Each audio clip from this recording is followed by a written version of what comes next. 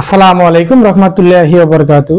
একটি সৌরবিদ্যুৎ থেকে কিভাবে একটি ডিজিটাল মিটারে কানেকশন করবেন, অর্থাৎ একটি ডিজিটাল কন্ট্রোলার চার্জ কন্ট্রোলার কিভাবে কানেকশন করবেন, ব্যাটারি কিভাবে কানেকশন করবেন, সেই ব্যাটারি থেকে আপনাদের যে এসি লোডগুলো আছে, ফ্যান লাইট কিভাবে চালাবেন ইনভার্টারের মাধ্যমে এবং লোড পর্যন্ত কিভাবে কানেকশন করবেন, এই ভিডিওর মাধ্যমে কানেকশন এবং ড্রয়িং সহ আমি আপনাদেরকে দেখিয়ে দিব।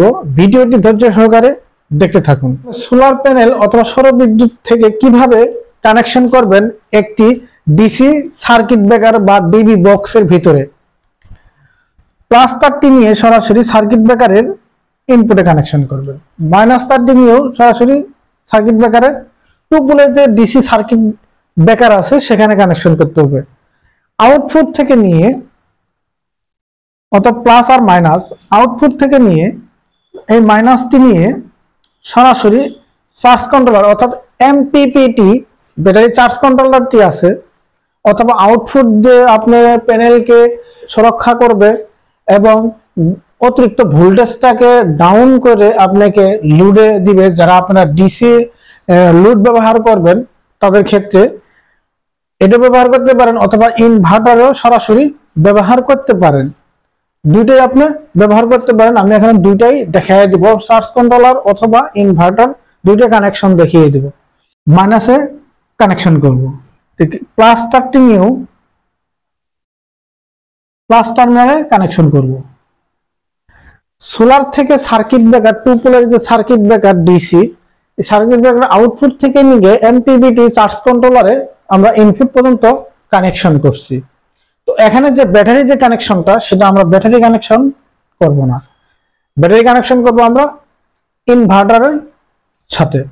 এই ব্যাটারি কানেকশনটা এই জন্য আমি এখানে ধরুন এখানে আছে B plus B minus, B plus B minus, অর্থাৎ ব্যাটারি পজিটিভ আর নেগেটিভ সেখানে আমরা কানেকশন করব না। এর আউটপুট থেকে নিয়ে মাইনাস তারটি নিয়ে সরাসরি এই যে ইনভার্টারে যে মাইনাসটি আছে, অর্থাৎ এখানে যে প্লাস মাইনাস যে চিহ্ন দেওয়া থাকবে সেখানে কানেকশন করতে হবে। আর প্লাস তারটি নিয়েও ইনভার্টারে প্লাসে কানেকশন করে দেব। এখন এমপিপিটি থেকে আউটপুট থেকে নিয়ে ইনভার্টারের যে সোলার, এখানে লেখা থাকতে পারে সোলার, সোলারে কিন্তু আমরা ইনপুট কানেকশন করছি ইনভার্টারে। তারপর ব্যাটারিটি আমরা ইনভার্টারের থেকে কানেকশন করব।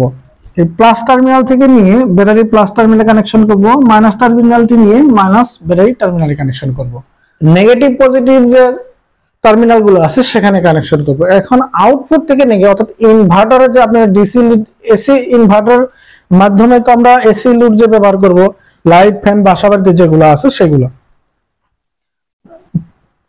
এখান থেকে ধরেন সাপোজ একটি তারই বের হয়েছে নিউট্রাল আর ফেজ,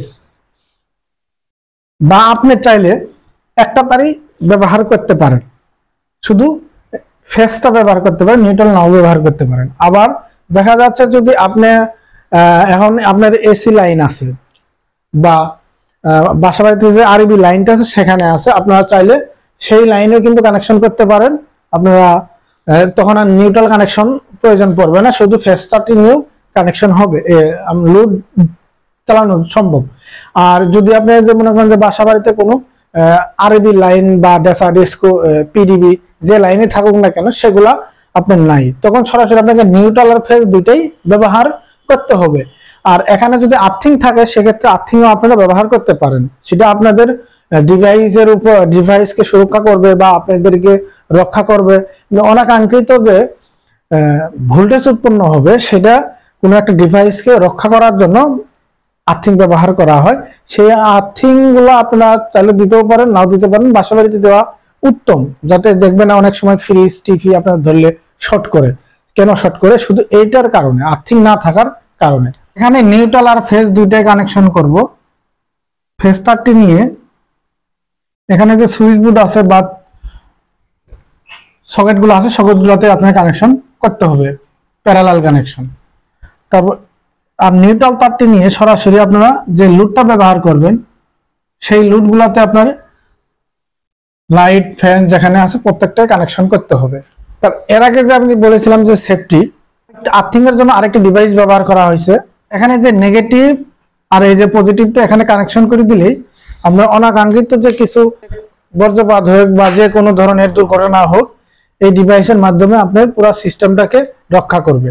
সৌর বিদ্যুৎ আপনারা কিভাবে কানেকশন করবেন সেটা এই ভিডিওর মাধ্যমে আমি আপনাদেরকে দেখিয়ে দিলাম। একটি সৌর বিদ্যুতের মাধ্যমে আপনারা বাসা বাড়িতে সার্কিট ব্রেকার প্রোটেকশন কিভাবে দিবেন, এমটিভি একটা চার্জ কন্ট্রোলার কিভাবে কানেকশন করবেন, ব্যাটারি ইনভার্টার এবং লোড পর্যন্ত ফেজ আর নিউট্রাল সহ কানেকশন করবেন না সিঙ্গেল তার কানেকশন করবেন সেটাও আমি আপনাদেরকে জানিয়ে দিলাম। তো ভিডিওটা যদি ভালো লাগে একটি লাইক করবেন, ভিডিও সংক্রান্ত কোনো মতামত থাকলে কমেন্ট বক্সে কমেন্ট করবেন, আমি উত্তর দেওয়ার চেষ্টা করব। আসসালামু আলাইকুম রহমতুল্লাহি ওয়া বারাকাতুহু।